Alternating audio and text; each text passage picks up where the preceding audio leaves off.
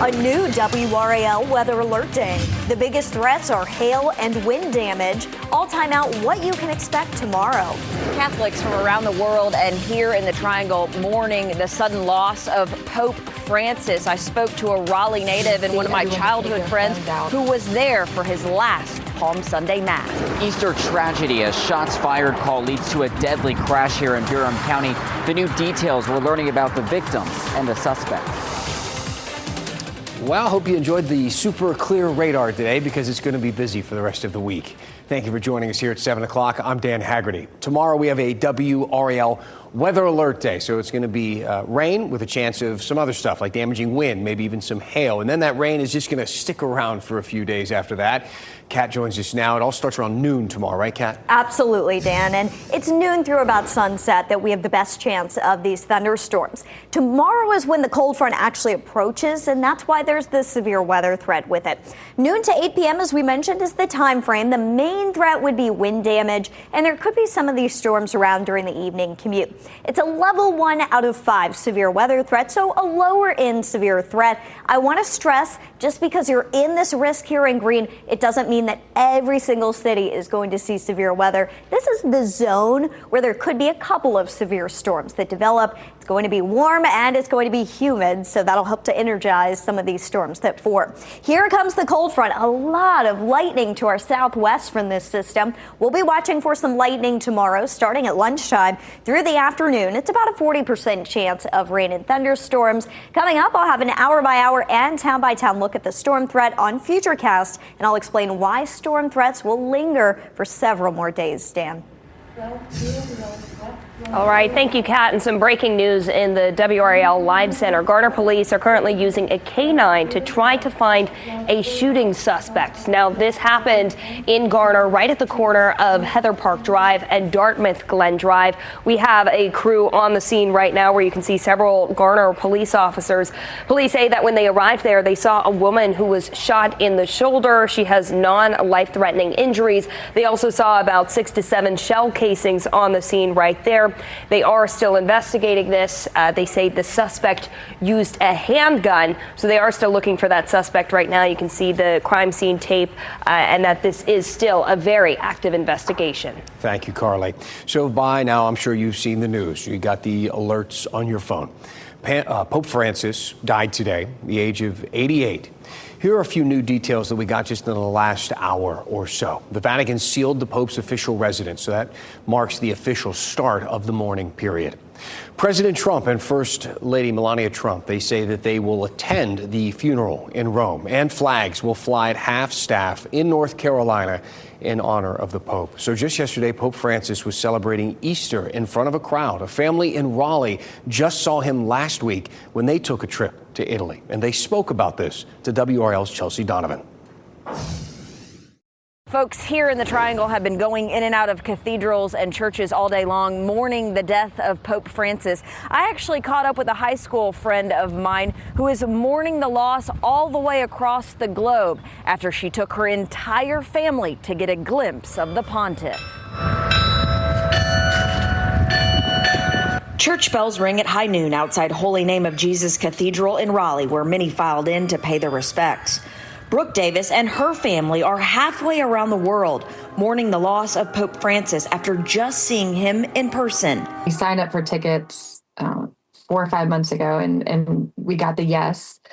So we were really excited. Brooke and her husband Josh and their 3 kids plan to go to the Vatican for the Pope's Palm Sunday Mass, a once-in-a-lifetime event during the year of the Jubilee every 25 years. I didn't know how it would be. I've never been, but I didn't know what it would be like, especially knowing the Pope was sick. This is what she saw last week. She was among the tens of thousands, all of which were told Pope Francis was too sick to attend. Then came a surprise. And then when he came out, it was a little bit like being at a concert, because you would see everyone just take their phones out and record and watch what he was going to do. My kids were just so excited. Brooke recorded the entire experience. She told me she could tell the Pope was in poor health. He was so out of breath and like coffee a little. This morning, she and her family woke up to the news long before we heard it here in the U.S. I just started crying. He was someone, that was really, fighting for equality. Fighting for the need for compassion. Those in the Catholic faith will now take part in a 9-day mourning period, with the funeral expected in 4 to 6 days. Chelsea Donovan, WRAL News. In just a few minutes, we are looking back to 2015 when Pope Francis came to the U.S. We're also going to look ahead to what happens next. Maybe you've heard of this process. It's called the conclave. It's how the Catholic Church picks a new pope. A Duke professor is going to help us kind of break this down. We're going to have that coming up here in just a few minutes, so stick around. For a moment now, let's shift gears and roll through the big headlines from today. Here are the 5 things you should know right now. A UNC freshman faces 8 counts of felony secret peeping. Warrants say 19-year-old Marshall Ragsdale used a camera pen to record people in the bathroom, including one in his dorm. UNC police found 33 video cameras in all. According to his release order, Ragsdale can no longer be on campus. Today, firefighters in Cumberland County responded to a call of a person on fire. Sky 5 flew over that scene. This is near Clinton Road. Firefighters did say they found the victim when they arrived. Investigators have not confirmed if that person died, did not say how the fire started either. Duke University says its international students should not travel abroad. They say there are increased risks involving re-entering the United States. 2 graduate students and an alumnus just had their visas revoked by the State Department. International students can ask questions about the guidance anonymously, they say, on Duke's website. Another update on the project to expand the Raleigh Beltline. DOT is going to close Barrel Road at I-440 for about a month. Crews are going to be demolishing the bridge there. Detour signs, of course, are going to be in place to help you get around. Work, they say, should be finished by May 19th. The Carolina Hurricanes back on the ice tomorrow. It is Game 2 versus the New Jersey Devils. It is at 6 o'clock. Limited tickets are still available if you'd like to go. Here's a helpful bonus. Parking is half priced from 1 p.m. until 3 p.m. Half priced is always nice. The search continues now for one of the 2 cars involved in this deadly crash. This is last night in Durham. They're the same cars spotted at a shooting about 10 minutes earlier. Deputies chased the cars and one of them crashed here on North Roxborough Street, killing 3 people. WRAL's Flynn Snyder went back to that scene today. Mangled car parts and a makeshift memorial are what remain here on Roxborough Street in Durham after the deadly wreck. Investigators say one of the victims in the car she was driving was not even involved in the initial gunfire incident that started this all. Happened in the blink of an eye, obviously. That's how Taylor Wells reacted after he says he saw the deadly wreck unfold along Roxborough Street Sunday. The car that was so mangled was obviously, I just knew that was the fleeing vehicle, and yeah, it didn't even look much like a car. I think you can just see kind of the back row. The Durham County Sheriff's Office says it started Sunday evening near Ball Road with reports of people firing shots from 2 cars. Minutes later, the Durham County Sheriff's Office says a deputy spotted the cars believed to be involved at a convenience store. The cars then sped off after the deputy tried to pull them over. Highway Patrol says one of the cars, a black Infiniti, crossed the center line on Roxborough around 6:30 p.m., hitting 2 other cars head-on, a CRV and a Lincoln SUV. The driver of the Honda, Sandra Moore, died at the scene, according to investigators. The driver of the Infiniti died at the scene. Investigators have not identified this person. The 3rd person who died was the passenger in that car, Mercedes Toledo Goss. I pray that the families are going to be okay. For Johnny Williams and others who use Roxborough Street, the crash lingers on their mind as people come to pay their respects to the victim. I come down this road so much, and it could have been me, it could have been my children, like in the car, not even involved in the situation, but I could have been hurt as well. We are asking the Durham County Sheriff's Office about their chase policy and are working to learn more about what exactly happened leading up to the crash. In Durham County, Flynn Snyder, WRAL News. Picking a new pope is something the Catholic Church has done for 2,000 years, but it's never easy. The process is called the conclave. Let's give you an idea of how it works and what Catholic leaders are looking for when they cast a ballot for a new pope. And remember when Pope Francis visited the U.S.? Well, WRAL does. David Crabtree was there, and so were tens of thousands of other people. We're going to take a look back in tonight's One Last Thing. Pope Francis represented a lot of firsts in the papacy. He was the first Jesuit pope, the first pope from the Americas, the first pope from the Southern Hemisphere. It's kind of a big deal. I mean, there have been 266 popes dating all the way back to 30 AD. It's a tradition that has lasted 2,000 years, and it will continue. Let's talk about it for just a bit. Let's talk about what is next now.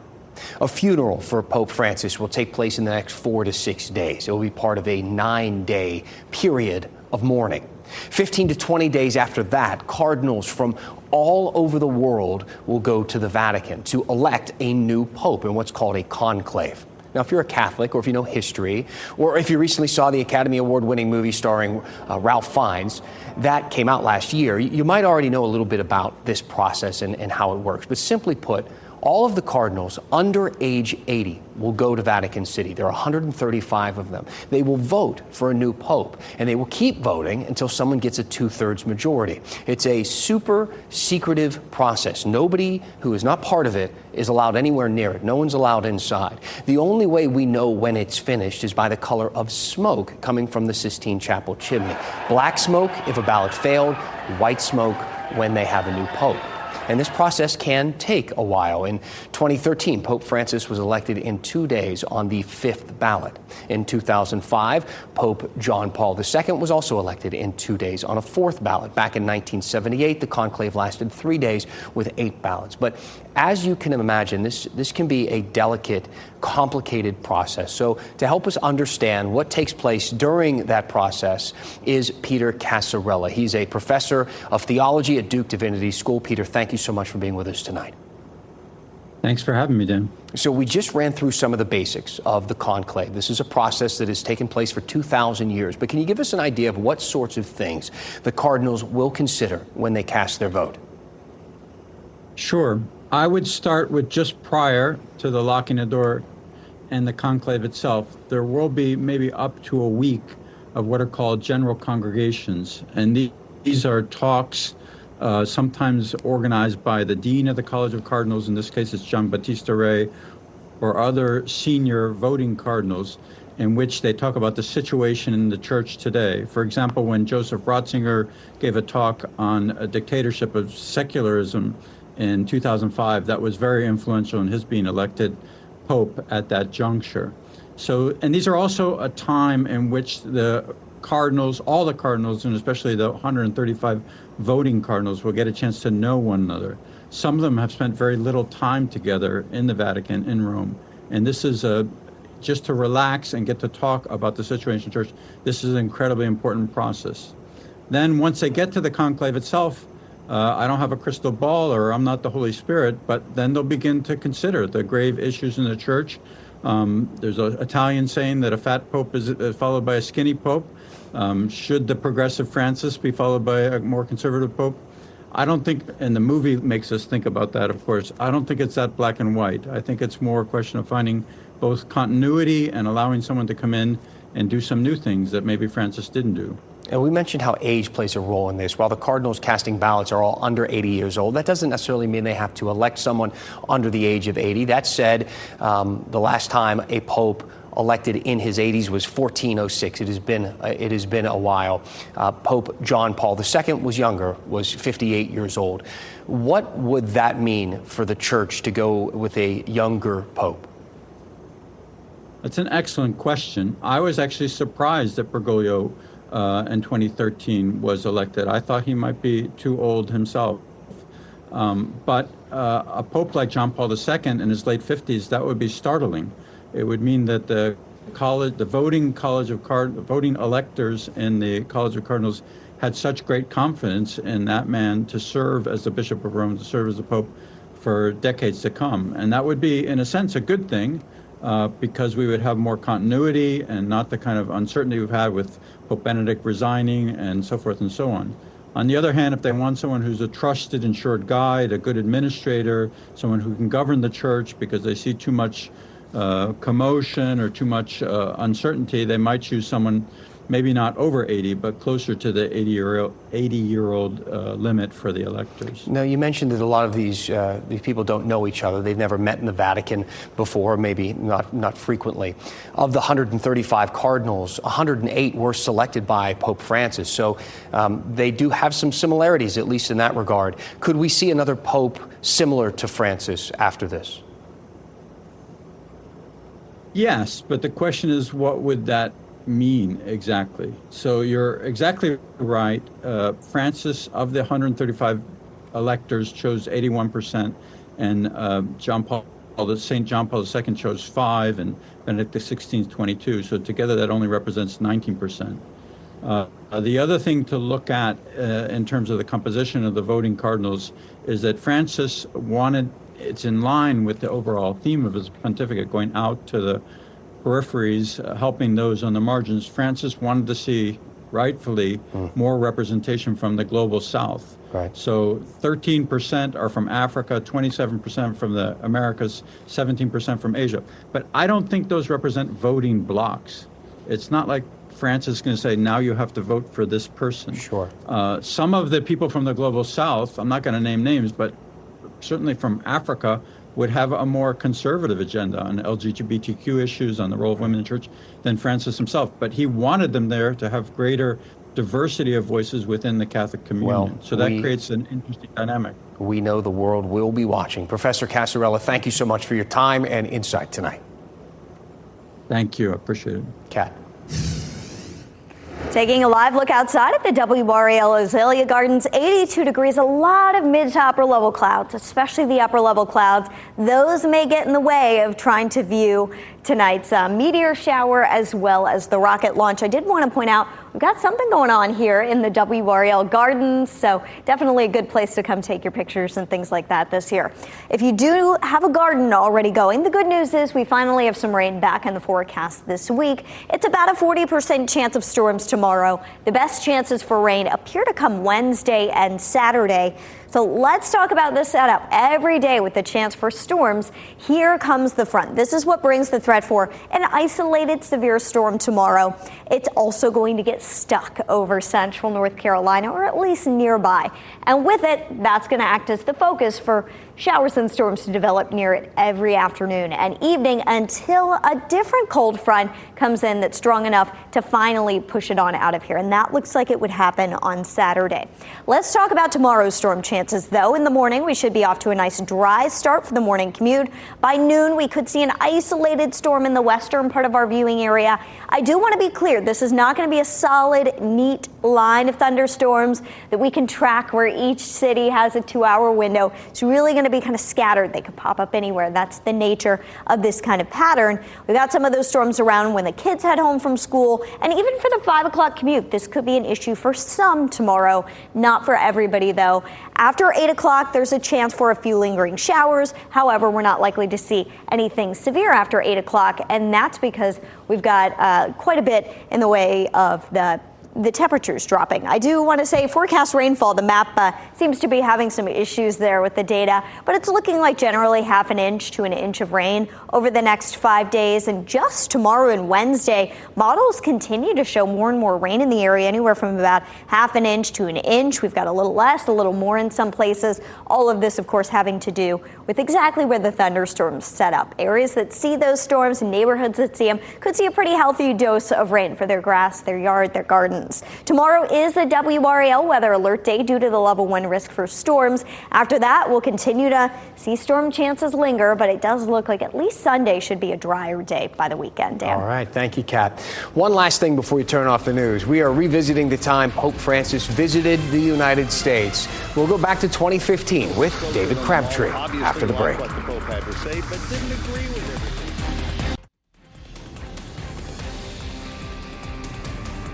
Let's talk about one last thing, and it has to do with Pope Francis, of course.